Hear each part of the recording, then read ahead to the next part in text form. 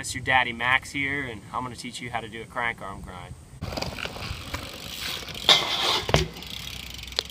First thing you want to do, say screw pegs for some reason, you're going to start grinding on your crank arm and pedal area. I don't recommend doing them with like a stock crank or like a one-piece crank or something.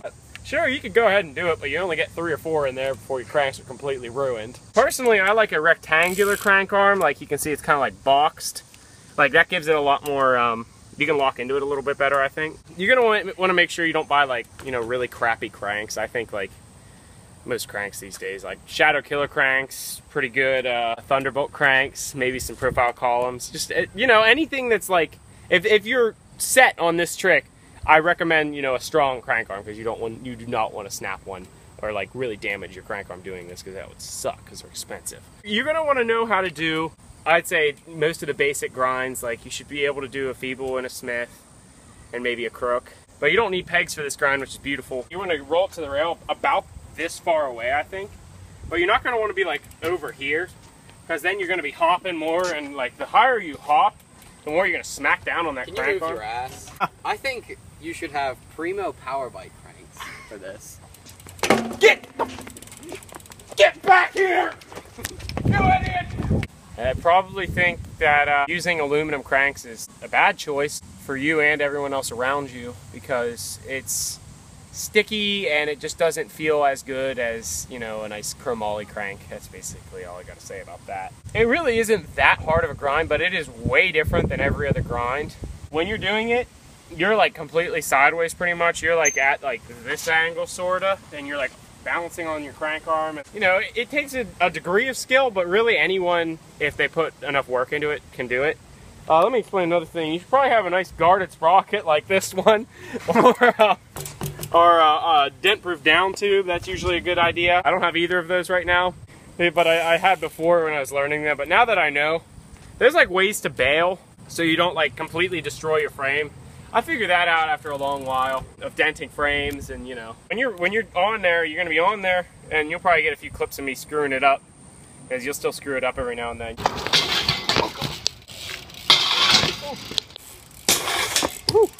When you're on there and you're like towards the end of the rail, last foot of the rail, you can really, like if you're familiar with like a fast plant, you can like take your foot off and like keep your bike away from the rail so you don't completely like rack it. First thing you're gonna know is you're gonna grind all through here.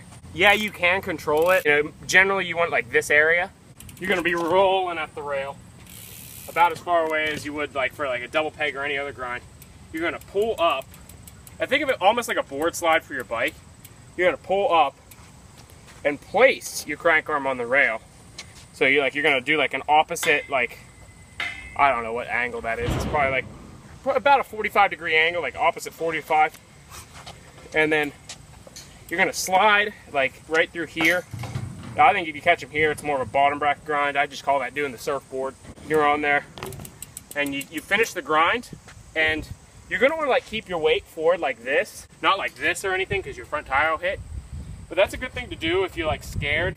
If you're like gonna fly off the rail or something, like you kind of force your front end to the ground and just make sure your tire's like turning, so you don't just go like that. But when your tire's turning, it'll just kind of like lead it in.